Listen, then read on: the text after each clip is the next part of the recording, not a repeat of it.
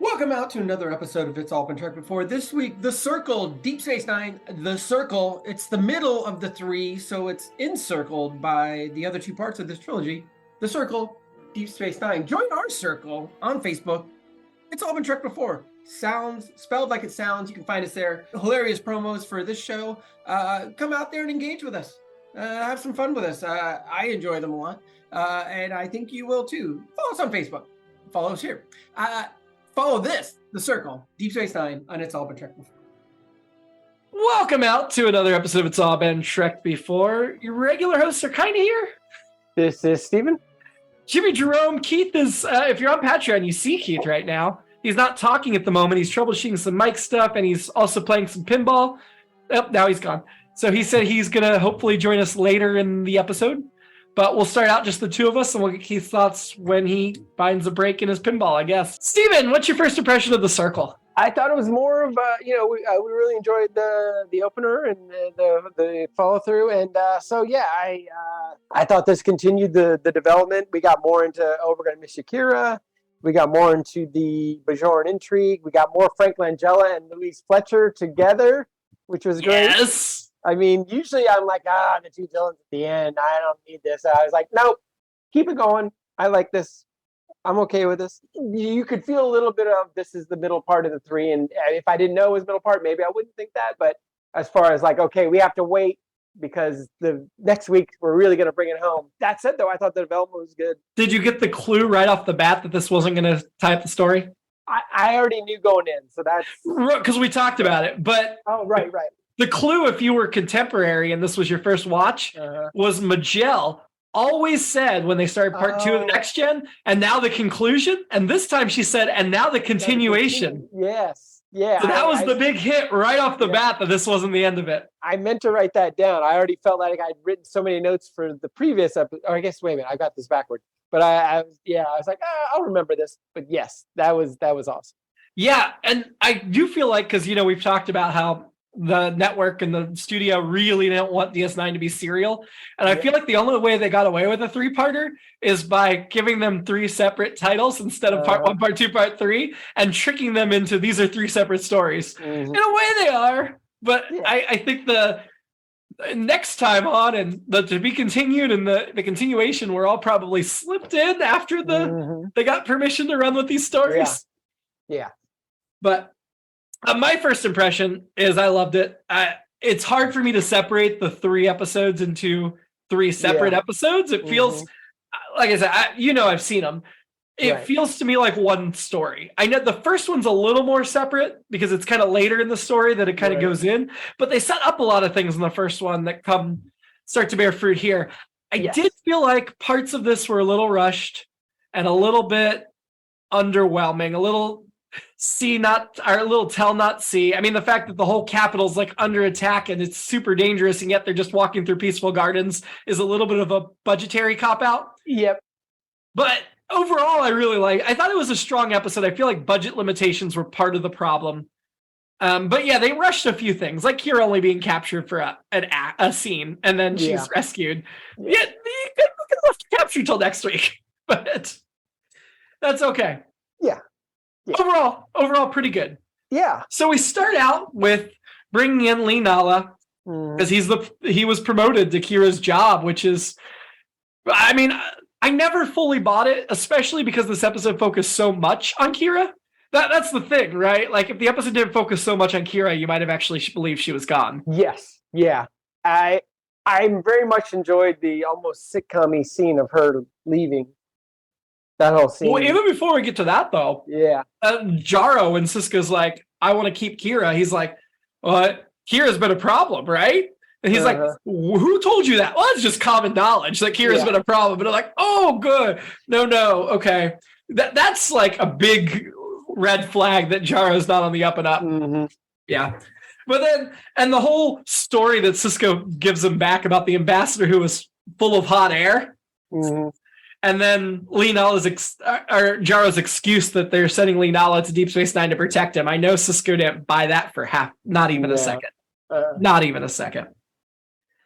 So the one last thing we see before we get to the great scene that you already referenced is Sisko's door has been graffitied. which is pretty disturbing. I mean, he's got a kid. Yeah. And the fact that the terrorists are willing to paint on his door, and that's so bold to paint on the station commander's door. I know it's not a violent act, but that is a terrorizing act. And if you add I wish Keith were here, because if you add the racial component into that, it really is even scarier. Well, and like I referenced last week, it looks like the white power symbol. Yeah. A little bit, it does. Or whatever that thing is. So, I mean, it's Star Trek finally has a black captain, well, commander, but a black lead, and we're a year in, and they're already doing hate symbols on his door. And we talked a lot about how the Circle is essentially the MAGAs, the Trump's people, the Make America Great Again. They're trying to make Bejor great again. Yeah, and that maybe that's why DS9 is all of a sudden getting popularity on streaming, because it's so relevant to today's reality. Yep. All these things that felt like science fiction 25 years ago have come true, unfortunately, 30 years ago. Yeah. Okay, so you want to talk about the sitcom scene? Let's talk about it, because it's great. Actually, I don't have a ton of notes other than I have one pervy fashion note. So is what Kira's wearing, and she's worn that outfit before, her under stuff, that's essentially an undergarment on top, right? Because she's not wearing a bra underneath that. No, that would be like, I don't know if she's wearing a bra or not, but I see that the same as like wearing a white tank top under your dress shirt. Yeah. We see men in that look all the time. I mean, there are some men that wear that in public regularly. Yeah. Something that's light and breezy or whatever, underneath that heavy stuff. But I mean, Kira runs hot. We can tell that. So it's no surprise she takes off the jacket whenever she can. And I like it. I like that it's a little nicer than like when Picard or Ro take off their outer coat, their purplish gray turtleneck doesn't look like cool. I like that it's like that nice interwoven pattern and stuff. I think it looks neat. It's got the comedy.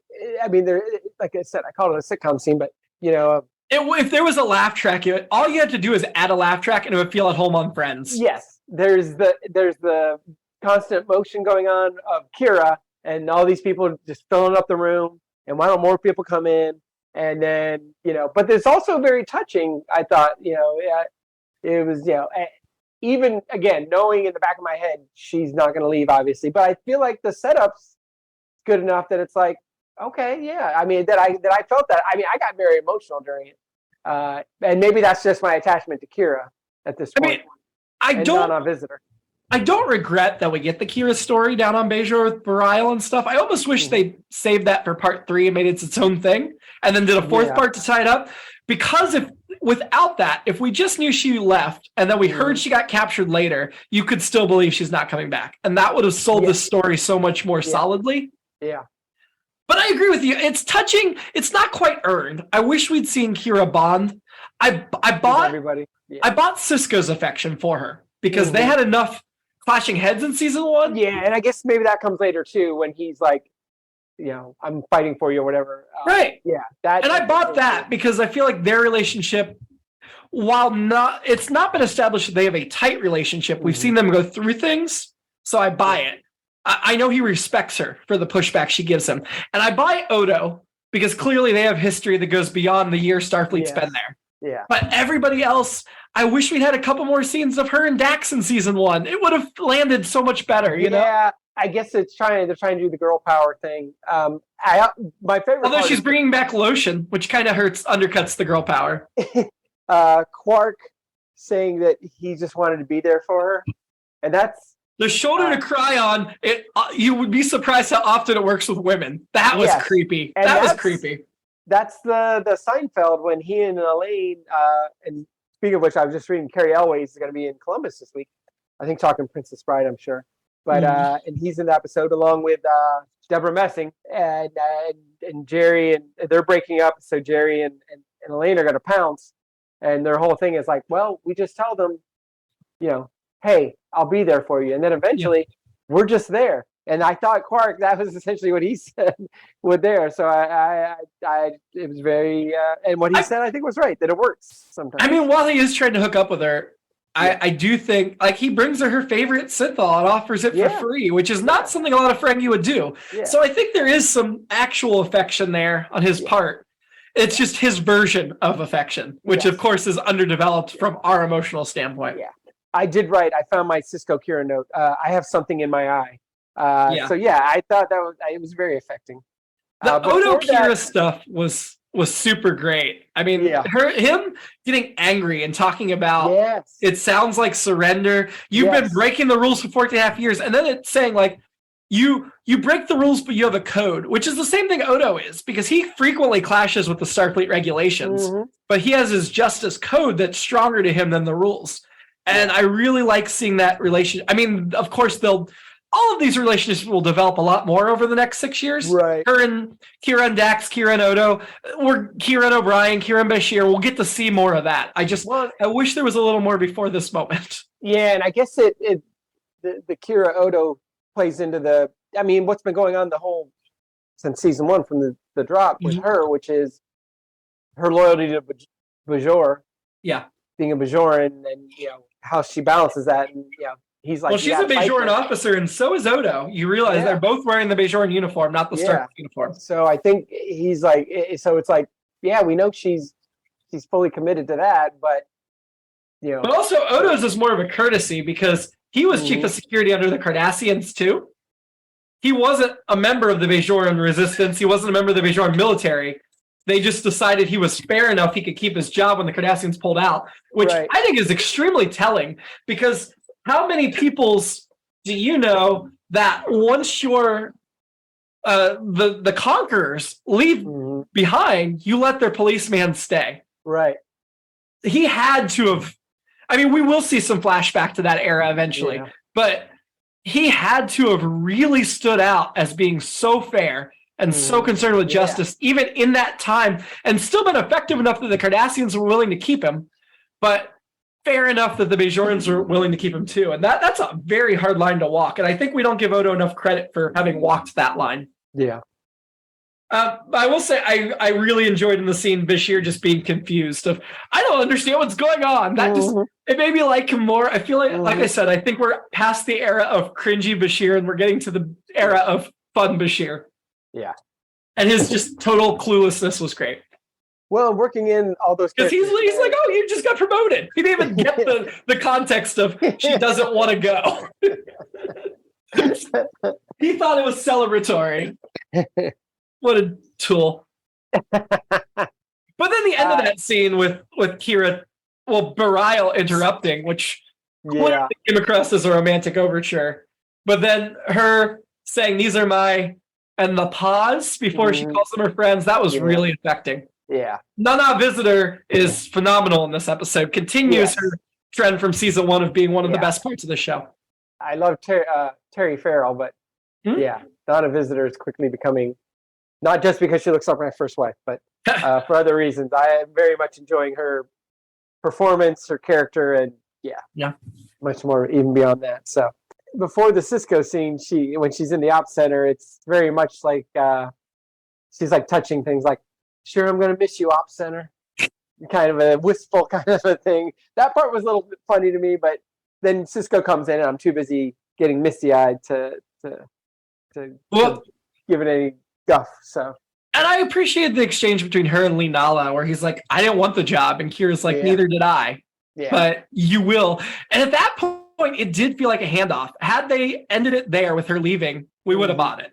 Yeah. And it will not be my alternate episode that he stays, because I like her so much better, especially in this episode. He's such a limp rag in this episode. He was built up as this hero, and I don't think his portrayal in episode 2 is out of character from what we saw in episode 1. I think it's consistent because episode 1 was so much talking about him, and once we saw him, this is the guy he is. And immediately as soon as he's first officer, I mean, to his credit, he offers to help. He's willing to pitch in. Like, he's a good guy. Yeah. But he's just such a boring contributor to the episode. And you're like, thank God he's not staying. Yeah. And I don't think that's the actor's fault. And I don't think it's a flaw in the writing. I don't think if they made him lovable, it would be so much harder when this all shakes out. And it's good to keep him this way, I guess. Right. I think, to your point, I think he seems earnest. Yeah. And that's what he is, obviously, because last week, obviously, he's just like, I'm not the hero everyone thinks I am. Mm-hmm. And so that's the setup. And I'm worried that either he's going to be killed in some kind of, heroic thing or whatever, but we'll see. We'll see. Well, I did enjoy that when he asks when he says, like, I don't even know what a Navark's supposed to do because that's the rank they made up for him. Right. And Cisco's answer is so good where he's like, well, you answer to the prophets, except occasionally I'll ask you for help. And I'm like, that is such a diplomatic way to say, you work for me. But yeah, we understand the Bajoran, like, part of it. Cisco is his boss, but he's not his boss. The same way Cisco is Kira's boss, but he wasn't fully her boss. Right. It's a tightrope. But Cisco, I think, read the room correctly, that Lee Nala was not somebody he had to exert authority. Whereas if Jaro was the one coming in as first officer, Cisco answers that question very differently. You know, but Lee Nala, the way he's coming in, it was appropriate for Cisco to take a step back and let him go. Yeah. And then right in front of Lee Nala, he's vowing to get Kira back. Right. That softens down a little bit that he was nice to Lee Nala. Then we get that great scene of Kira straightening rocks. She says, I think the stones are straight, but I'm crooked. I wrote, Bajorans love their bricks and stones, man. They love playing with those. You know, her pizza oven, as you call it, from that episode. They love their rocks, their bricks. Well, I love the backstory revelation that she was the worst finger painter in her 4-year-old group. Yeah. Which, first of all, I'm impressed they still got the finger paint during the Cardassian occupation. Yeah. I mean, I guess, I was thinking about this, right? Because the Cardassian occupation is portrayed as this really awful thing, but it lasted for decades and people still have to have a life. And so if you think about a war-torn country, the people that aren't soldiers, the people that are everyday, they still have to go to work. They still have to go to school. Right. Yeah, they're living under oppression, but there's still those moments. And maybe their school sucks comparatively, but they're still finger painting. And that makes sense. It actually makes it seem more real and complex. Bareil tells her to explore being useless. Yes. Major Kiruk will never be able to do that. No, I thought that was a really good exchange. Did you like their relationship as it's portrayed in this episode? I wrote, what the hell kind of monastery is this? Is what I wrote. Well, I'm pretty sure the Vedics are allowed, or they're like the type of minister that's allowed to get married. They're not priests that have to be celibate. Right. But, I mean, they're certainly trying to develop a romance between the two of them. At this point, are you rooting for it or not? I'm against it. He is my shady person for this episode. Yeah? He just seems like, what is he up to? Like, I know he's probably I know he's probably a nice person, but he's coming off as like, what are you up to? I don't know what you're up to, buddy. I totally agree with you. I mean, I know where that character's going to go. And I told you last season that Bareil and Wynn are both in several seasons. They're not even just 1 and 2 and they're done. They both continue past season 2. So you know there'll be development, but just setting aside what I know is coming and just what I've seen, I'm with you. He seems like he's got some ulterior motive and he's playing her and I don't trust him. Especially when he kept asking her about her dream and then she's like, well, what about yours? He's like, well, I don't want to talk about it or whatever he said. Well, the whole dream, the third orb, because I think they said there's like 9 orbs, I think we were told in season 1. The Cardassians had most of them for a while. They still only know where a couple of them are. So throughout the series, we'll find a couple more, but we're not going to find all the orbs. That's not like some MacGuffin that's hanging over the series that when we find all the orbs, the series over. That's not the point. Each orb has a special power, and this is the one of prophecy and change. And I thought that was really appropriate for the story. First of all, I was like, oh, she's in her underwear in front of the class. But then it comes a romance novel with her and Bareil there. Yeah. It's kind of awkward, but then they kiss and they both seem into it. Yeah, that was, I guess that's the rest of my fashion notes. I love Dax being in that, I'm going to call it the Flash Gordon outfit. It reminds me of our Princess Aura, Ornella Muti with the, I love that. And then Kira's the opposite of fashion because she's not wearing anything. It's interesting that Dax. What do you take of that? The Dax is the one person from the station they used. Yeah, that's.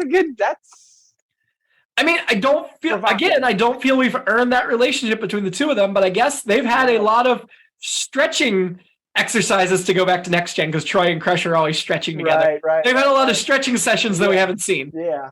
It must have. It must have happened off the screen. Yeah, I mean, there's been hints at it, but I think it was just to get Terry Farrell in a cool outfit because I enjoyed that for sure.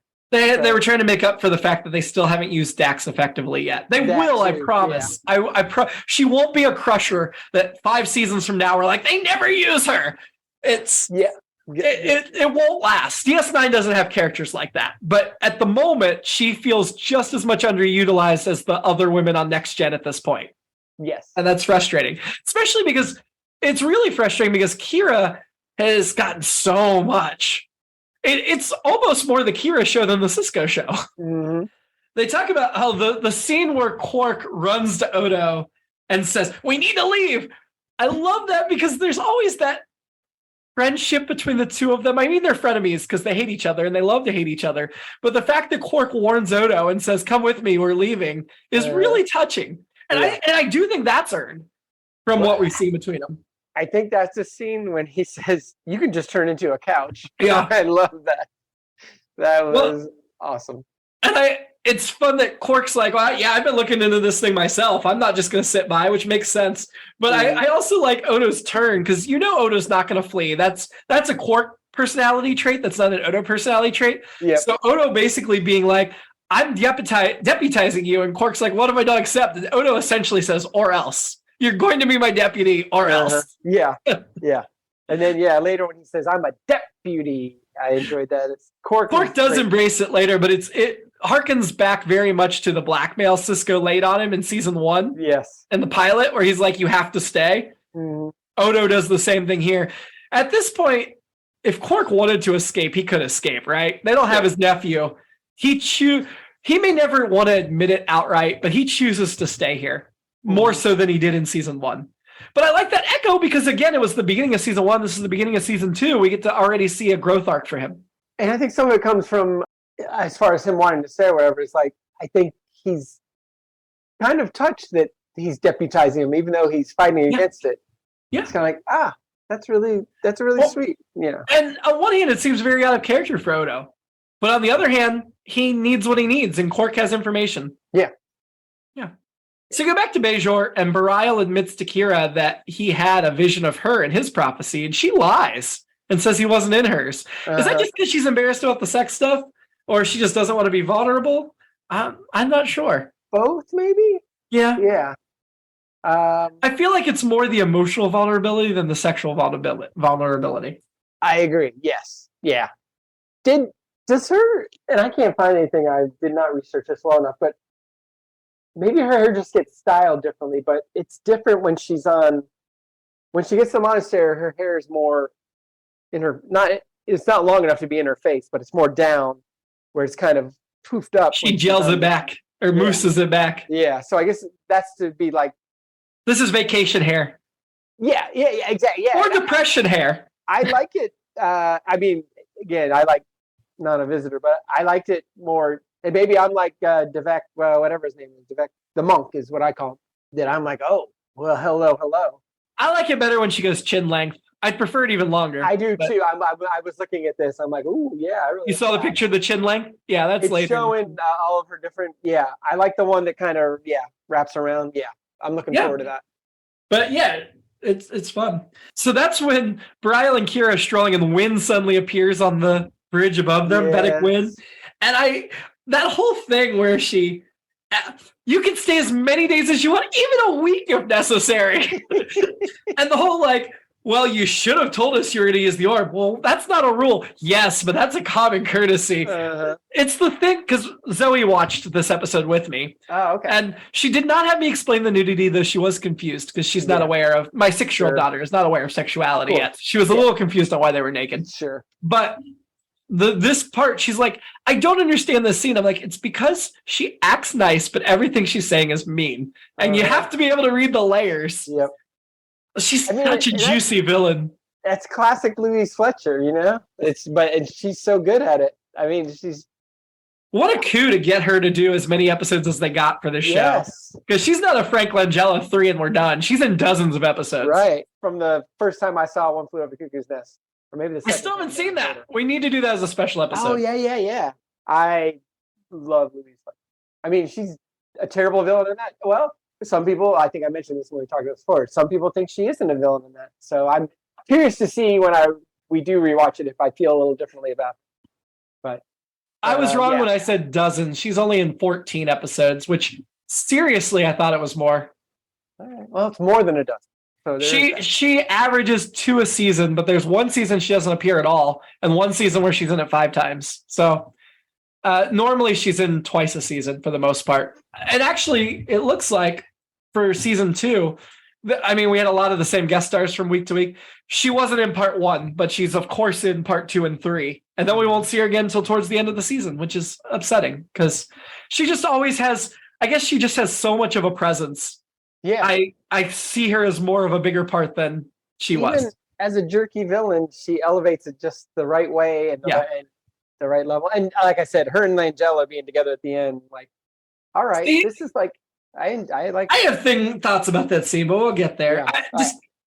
It just strikes me that she's in about twice as many episodes as Q, but she seems about 10 times more important than Q to me. So, yeah, that is interesting. The next thing we have is Cisco talking to the General Krim, played by Stephen Macht. He's best known for The Monster Squad, Graveyard Shift, Amityville 1992, It's About Time, and Trancers 4, Jack of Swords. Did an episode of Castle, did 165 episodes of General Hospital about 15 years ago. So he's got 100 or 95 credits on IMDb, which isn't bad, but he's got a lot of B credits. And his only Trek credit is part 2 and 3 of this saga. But that whole exchange where Cisco just gives away Quark's intelligence, but asks for Kira, and then, well, of course, General shoves it off on Jaro, but that whole thing about you could have traded that as a favor, and Cisco's like, that's not what I don't do that. Yeah. Is a wonderful look at Cisco's character. Yeah, and I thought Krim's reaction was kind of like, and maybe it's setting up for the future, was kind of like, all right, maybe I do owe you one or whatever, or respect or whatever kind of a thing. So I thought, yeah, the way he played that or underplayed it. Krim seems honorable. At the moment, I feel like we can trust him. Yeah. Nalas, Lee Nalas is handling the suspected smugglers on the view screen. I'm glad we get to see him being a first officer, at least for a little bit, even if it's not that impressive. But I was curious why O'Brien's the one searching the cargo instead of a security team. Right. I mean, I get that they said it was a cargo issue, so it's not a security issue. Right. But you have your chief of engineering handling a cargo manifest? Especially going through everything? Yeah, I agree. It should be some ensigns, right? And I did wonder where Odo was, and then, of course, we found out he was there. He was just hiding. What was he before he turned into the rat? He was like part of a container. Okay. Handle on a container or something. All right. Because I wasn't sure. Like, was he supposed to be like ooze or something? But okay. That makes sense. Yeah. Also, while we're talking about the rat, I love that they was that a rat? I thought that was a mouse. Or a mouse. They cut to it, the rodent for reaction. Mice are cute. Rats are creepy. I thought he was a mouse. I thought Odo was cute. But I like they cut to the mouse for reaction shots a couple of times. I'm like, that's an interesting choice. And maybe it goes to be like, here's your little more lightheartedness in the episode. But fun fact, I wish Keith was here to hear this. Rene Auberjonois did the part of the mouse in a motion capture suit, like Andy Serkis. He had bits all over. He did all the expressions. I don't think Keith would believe me because we're obviously not there in the technology. I thought you were going to say he did the voice of the mouse. The mouse didn't say anything. I thought he squeaked a little bit. Oh, did he? Yeah. So that was Fred Taschioni from Lower Decks. That makes sense. Cisco and Kira bond over their orb experiences. I liked that. Yeah.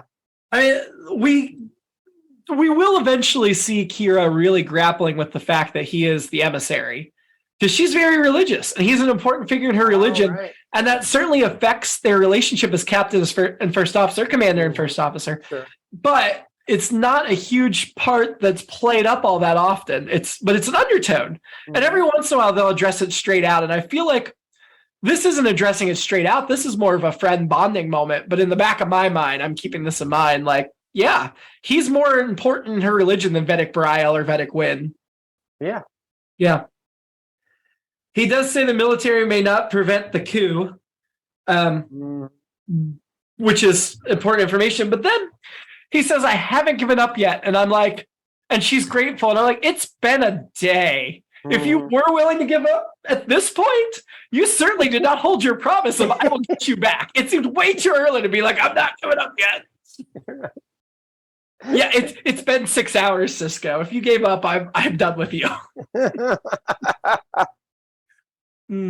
That's fair. As I always talk about these matte paintings, I thought the matte paintings of the Bajoran city planets, whatever, I thought those were good.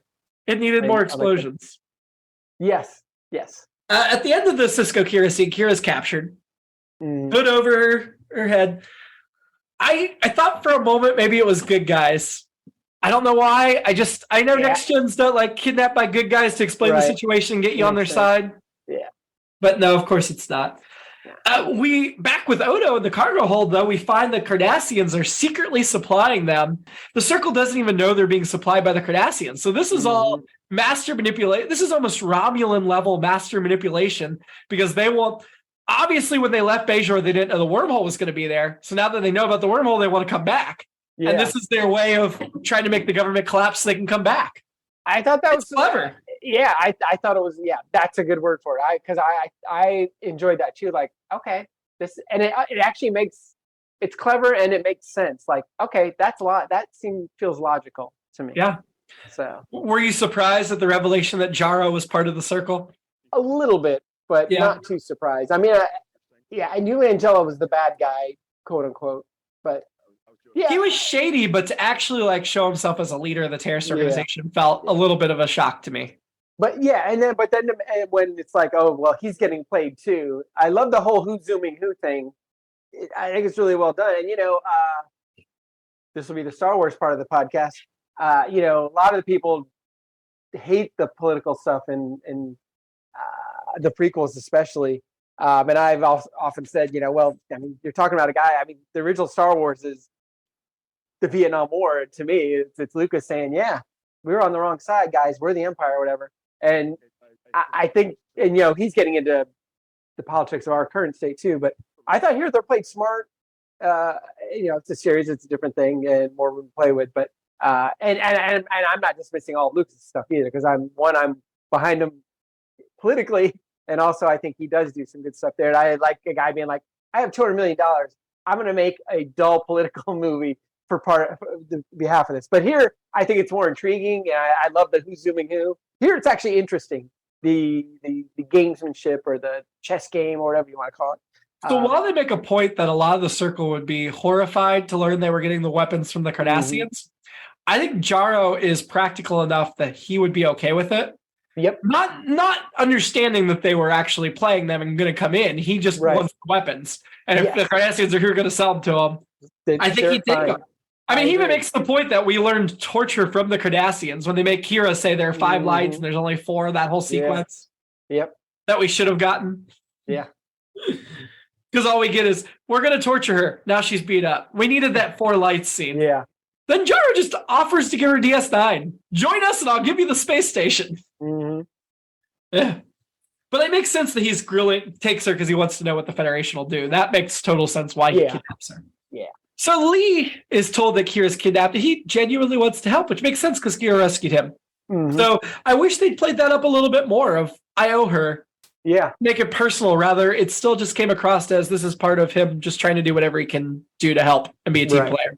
Yeah, that's a good point. Quark tells them Odo blackmailed him, and they're like, yeah, dude, we did the same thing to you. We all blackmailed. So on one hand, yes, that's funny. And I agree, it's totally funny. But there is a part of me, and maybe this is because later I feel a lot more sympathy for Quark than I do right now. But everybody dumps on him, and everybody manipulates and forces him to do things. And after a while, that's going to get tiring if you're that guy. Yeah. That they're all treating like this. Mm-hmm. And I don't think Quark entirely deserves it. He deserves it some, but I don't think he entirely deserves it. And maybe it's just my affection for the character, but I'm going to agree with you on that. I mean, Quark comes through. He tells them where the Circle headquarters is. Yeah. So he proves his value. He proves his worth. Oh, that's right, yeah. But then the whole senior staff is going on this mission. Again, this is the same thing the original Next Gen would do that we got so frustrated with. Leave some people behind, dudes. at least leave Lee Nollis behind. I guess O'Brien gets left or Dax gets left behind because Lee's going to go. But Sisko's like, I'm taking O'Brien, I'm taking Dax, and that's and Bashir. All the 4 senior Starfleet officers are going on this mission. Right. Who's left? Lee Nollis. Yeah. But he's Bajor, he's not Starfleet. Right. They need to leave a Starfleet officer in charge. Right. Yeah. So leaving Dax behind makes more sense. But we get to the caves. They're like, whoever gets to her, slap this on her, beam her up immediately. Right. So Bashir gets to her, and then he's going to untie her and check her and talk to her instead of beaming her up. Right. He gets shot. It's his own darn fault. Yep. I agree. Like, you had that must be the lightest phaser shot ever, because he's just like, ow, okay. It's the BB gun equivalent of a phaser. Yeah, phasers are like sensors. It seems like some are vaporize you, some beam you up, some sting, some kill you. I mean, I believe all those settings are on the same phaser. I just don't believe the Circle's using them against Starfleet. I agree. Or maybe, I mean, to be fair, maybe they said, this is Starfleet, this isn't our fight, let's just sting them and make them leave, because we're not fighting them, we're fighting the Bajoran government. That's true. And if we fight them, they could rain down holy heck on us. That's true. That's true. So from that perspective, if there'd just been a line of like, be careful, we don't want these as our enemies, that could have solved that problem. The whole Wynn and Jaro scene at the end, yes, this is where my alternate episode is, because yes, we know Louise Fletcher is evil. It's very evident in her first appearance. It's very evident in this appearance. Mm-hmm. But couldn't you give her the cloak of deniability a little bit longer? In her second episode, do you have to have her basically come out right and say, yeah, I'm not going to support you publicly, but you do this for me and I'll take care of you and we're good. You don't need that from her yet. Down the road, let her hold her cards a little bit closer to her vest. I know she's holding them close publicly, then don't give us the private scene. Even though I agree, watching her and Frank Langella do a scene together is wonderful. It's not that. That's not the problem. It went longer than I thought it would, and I was like I said, I was like, this is okay. Can you imagine? I mean, think back to Next Gen. How long is Next Gen going to spend on a scene between two characters who aren't leads, who aren't part of the crew? Not very long. And DS9 is giving us this big extended sequence with Wynn and Jaro. I know it's an Oscar winner and a Tony winner and all that stuff, but still, I appreciate and respected it. Not just because it's two great actors, but that it's two minor, for lack of a better term, not regulars. They're definitely not regulars, obviously. Yeah. So I thought that was, and that also, I think, kept me engaged as well. And I think this is DS9 starting to dip its toe into what it's going to be. And that's part of why I love this trilogy of episodes. Is I feel like the later seasons of DS9 are just extended versions of this 3-parter. A lot of the elements of what makes the show greater here. The religion, the political intrigue, the side characters actually being important and getting their own stuff and their own motivations. Having this wonderful acting, so much of the parts are there. You can tell right here, if they just stay on this trajectory, the show's going to be good. Yeah. It's already better than Next Gen Season 2. Calling it. So far, it's off to a great start. Yeah. I mean, 2 episodes in, it kicked Season 1's butt, right? Yeah. I mean, I would argue Duet's better than this 2-parter, but most of Season 1 I would not argue is this good. No. I guess, Season 1 was definitely setting up and figuring. We've talked about, like, Season 1 of a lot of shows are just figuring it out. Yeah. There were more great moments in Season 1 than I remembered, than I gave it credit for. Yeah. There were some really good things in Season 1. Yeah, I mean, overall, I liked it a lot. So I think DS9 Season 1 was probably better than Next Gen Season 1, in my opinion. I think you're right. Original series is still the better Season 1. Yes. I'll give you that. And I have a feeling original series Season 2 is still going to be better than DS9 Season 2, because original series Season 2 is so good. Yeah. But, and a similar thing of them hitting their stride. Yeah. And, they set all the groundwork with the characters, and they still had these great sci-fi writers with them. Yeah. It was like, I have all these ideas still. Yeah. But yeah, I would say around here, I started to think this might be better than Next Gen. By the end of Season 2, I'm like, this is better than Next Gen. This is my favorite. So, I mean, it'll eventually go some really great places, but I think even by the end of Season 2, I knew DS9 was better than Next Gen. Yeah. So we get Admiral Chakotay, who is the same name as a lead character from Voyager, but totally different spelling, different part, different actor, played by Bruce Gray, who we have not talked about before, because this is the first time we're talking about Admiral Chakotay. Maybe because we did not record next week's before this. Nope. He was in Starship Troopers, My Big Fat Greek Wedding, Water for Elephants, Cube 2 Hypercube, or Cube Squared Hypercube. Mm-hmm. The only other Trek credit he has, oh my God, he's in Next Gen next week. I didn't even know that. What? Oh, yeah. Laying it on too thick. We recorded them opposite order for Keith, and he's still not here. Yeah. Oh well. I'll probably leave that part in, just so we can be like, this is why we're a little bit weird here. We'll talk probably a little bit more about him next week, because we talk. Yeah. I feel like we said what we wanted to say next week, and I don't feel like you probably say it here, even though we should have talked about it. He's the non-Greek dad in My Big Fat Greek Wedding. Next week, I said he'll be a better admiral than most. This week, he's just like most, where he just rolls over like, you got to evacuate. Nothing we can do. Just get out. My hands are tied. And on one hand, I see his point. I really do, because this is a Bajoran-run station. Starfleet's just offering assistance. Most of the crew is Bajoran, not Starfleet, which I don't think really lands home yet.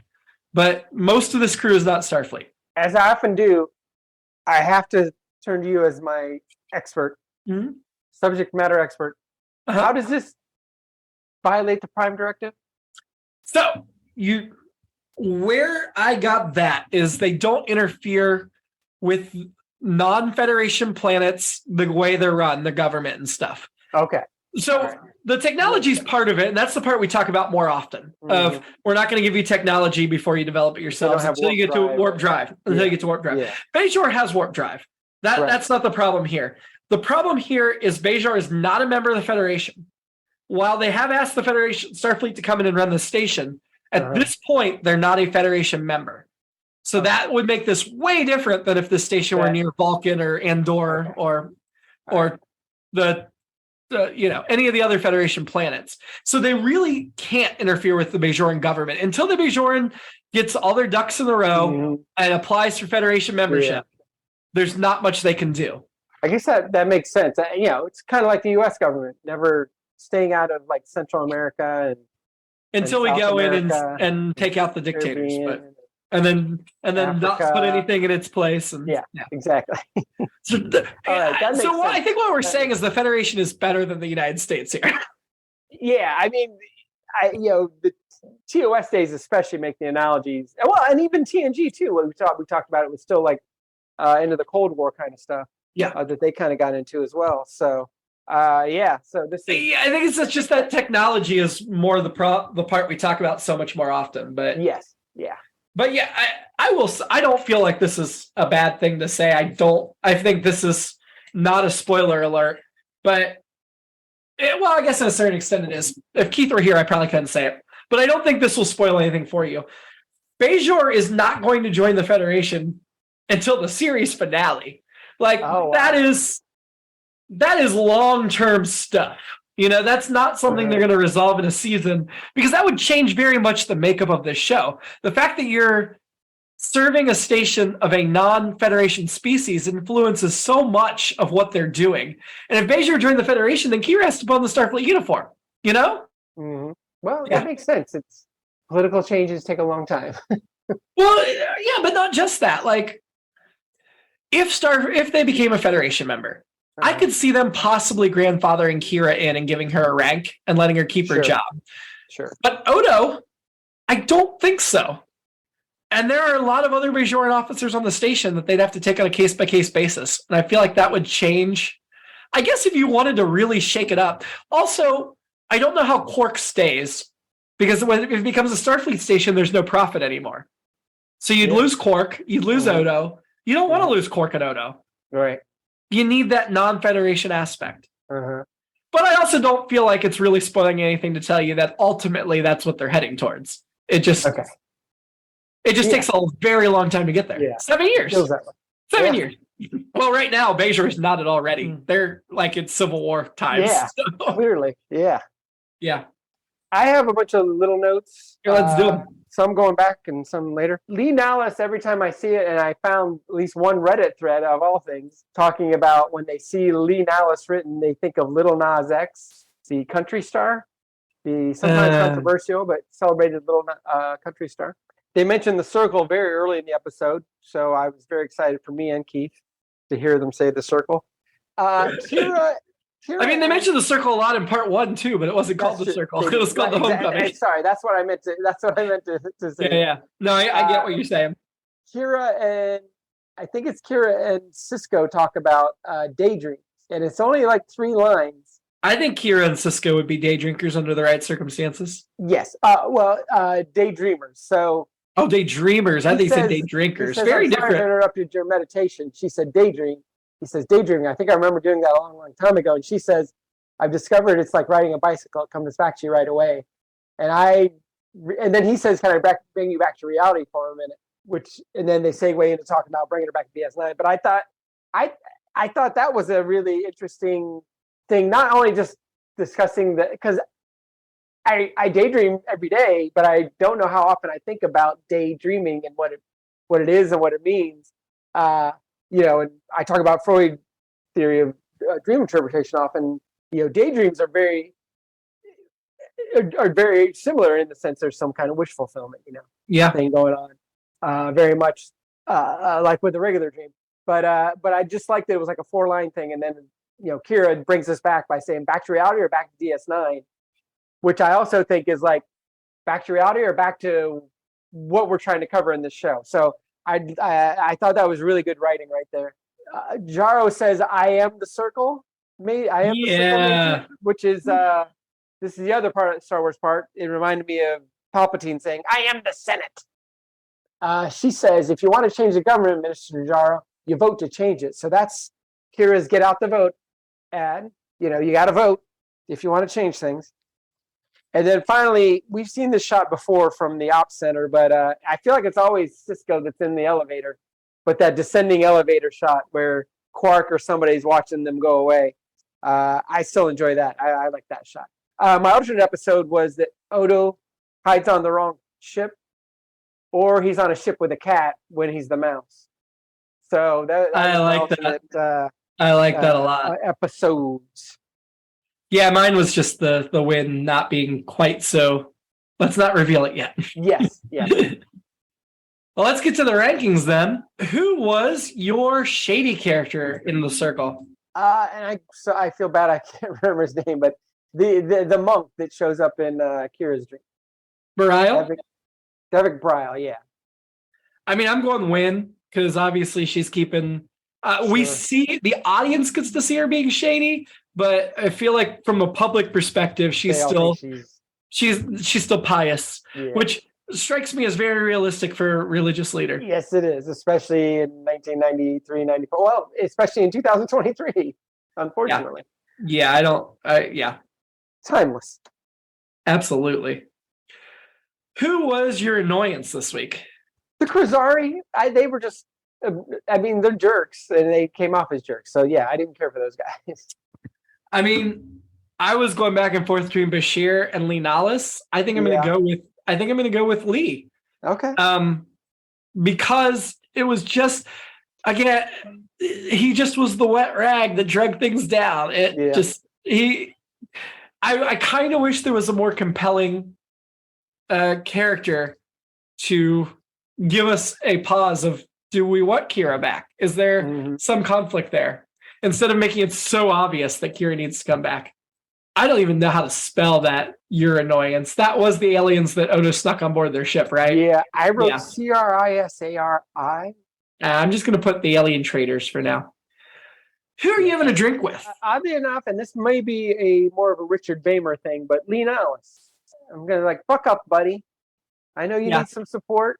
And like I said, it may also be a Richard Bamer vote in that. Tell me about what being in West Side Story. Tell me about Natalie Wood. I'm going to take Cisco. This episode, he's dealing with the Jimmy-Jerome military. He's dealing with Starfleet Admiralty. He's trying to get Kira back. He's dealing with terrorists hitting his own house. He's all over the place. And he is handling every situation with dignity and leadership in a way that's, in some ways, Cisco is not as prominent in the series as Kirk is in the original or Picard is in Next Gen. But then you see episodes like this where he's balancing so much and you really appreciate what a great commander he is. Well, his mission is not as clear cut, I guess. He does have an interesting mission. Yeah. And this was supposed to be a dead end job for him. This was not supposed to be an exciting job. So he's really come into it well. Yeah. I just want to call him captain because he's the lead, but he's not a captain. He's a commander. Right. He's only got 3 pips. Yeah. But I'm definitely enjoying him very much. Do you think they'll ever promote him to captain? I mean, obviously I know, but I'm curious your thoughts. Yeah. Yeah? I think they will. You think they'll wait till the end of the show, or do you think we'll get it sooner? Maybe in the middle. Middle? I'm going to say in the middle. Okay. Season 4. That is an excellent guess. We will see. We will see just how close you are. But I'm going to say you're pretty damn close. All right. So, I will ask though. This is kind of not quite off topic, but I'm curious. Do you think this show suffers from not having a starship, or would you like to add a starship to the mix? Do you think that would be beneficial to them at all? I actually enjoyed the change of pace. I think. Yeah. And it's almost, we did talk, I think, in the first season, especially, that it was similar in that instead of going to a different planet every week, you had a different visitor every week. And I know we'll still have more of that. But the shift now to more of a Bajoran, Cardassian focus, I always, as much as I enjoy a lot of the Marvel movies, my fatigue was like, oh, it's the end of the world. Yeah. And you can get there with some of these as well. It's the end of this world, or it's the end of the galaxy. I know we get more into that with the movies and stuff. But even some of the episodes, TOS or TNG, is like, oh, the universe could be destroyed or whatever. But I mean, DS9 gets closer to that in any television series than any Star Trek series does until arguably Discovery. Because Discovery, like every season, it's the end of the universe. Yeah. And I guess there is the wormhole and all that. But right now, it just seems, I just like that it seems more like a local.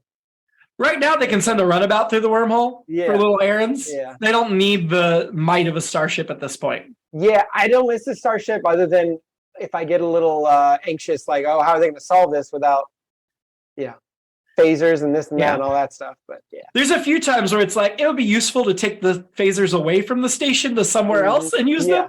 But for the most part, I'd say at this point, they don't need it. Yeah. Ranking the episode, better or worse than Homecoming? I think I liked Homecoming better. I agree. Yeah. I think this is second place of 2. Yeah.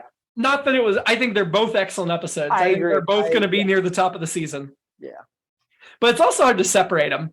Yes. If you're going to separate them, this was a little weaker for the reasons we discussed. I don't think we had as many weak points to discuss last week or 2 weeks ago. Continuing story, it's treading water a little bit, and it's which is different. Well, maybe it's not much different from movies, but there's lots of. Again, I'll go back to Star Wars again, where the middle part of the trilogy, Empire Strikes Back is the one. Last Jedi was game-changing. Attack of the Clones was more like this, of like, well, we have to get some exposition out, and we're taking our time here. None of those are perfect analogies by any means. But I'd say the only thing that's really treading water this week is the Kira scenes with Barial. Yes. Because the other plots move along. Yes, I agree. That's yeah. Oh, we didn't talk about writer-director. No, we did not. Directed by Corey Allen, who directed 5 episodes of Next Gen, including the series premiere, Encounter at Farpoint. Yeah, he'll direct 1 more in the final season of Next Gen. He directed 4 episodes of DS9. He directed Captive Pursuit back in season 1. And this is one of 3 episodes he'll direct in season 2. And then he'll disappear from our Trek landscape. He also he was an actor in Rebel Without a Cause. Oh, wow. He was director for Hill Street Blues in the Streets of San Francisco. Wow. So, he has 58 acting credits, as well as his 79 director credits. It was written by Peter Allen Fields, who we have talked about before, because he wrote 3 episodes of Next Gen. He wrote Half a Life in season 4. And then in season 5, he wrote Cost of Living in The Inner Light. The Inner Light being one of our ones we liked, Picard with the flute and all that. In season 1 of DS9, he wrote Dax, which was sucky. And then Progress and Duet, which were the 2 Kira-centric episodes, the Pizza Oven and the Cardassian. So I consider him one of the better writers. So it's nice that he had this episode. He has 3 more episodes this season he wrote, including a big Klingon episode coming up I'm excited about, which is a really good one. And then he'll have a couple episodes in later seasons, including my favorite episode in season 6 of all Star Trek, In the Pale Moonlight. I think I mentioned him before when he did The Inner Light. He's written, I'd say, at least 2 or 3 of the top 10 Star Trek episodes of this era. If you look at Next Gen, DS9, Voyager, Enterprise, because I consider that all one era, originally animated one era, and then New Trek one era. Yeah. For this middle era of Trek, he wrote at least 2 or 3 of the top 10 episodes. Wow. And this one's really good, but this isn't top 10. So good writer to bring in if you're going to do something like that. Yeah, like I said, I like some little moments. He snuck in here. Wedged isn't right, snuck isn't right, but hid in there, just kind of dropped in there. Yeah. And so next week, before we conclude this 3-part saga, we're going back to Next Gen to conclude their 2-parter. Oh, yeah. Gambit Part 2. For those of you that, like us, watch 2 episodes at a time, it was really fun to do Part 2 of DS9 and Part 1 of Next Gen this week. Yeah. And then next week, tie up both stories. It'll be, it's going to be 2 weeks before we record, but it'll be fun to tie up both stories on the same night. For you guys at home, it will be next week. We'll get to Gambit Part 2, but It says Riker and Picard must find out why this intergalactic gang is looting archaeological sites. Didn't we kind of already figure that out enough? I thought so. Yeah, well. A lot of the same guest stars back. Robin Curtis, Cameron Thor, Julie Caitlin Brown, Sabrina LaBeouf from The Cosby Show. A lot of the same guest stars are back. And Richard Lynch, of course. Until then, live long. To be continued again. And prosper. And now the continuation of It's All Been Trek Before. I do love hearing Majel at the top. I do still love. There's a reason she was a computer voice, and that Gene fell in love with her.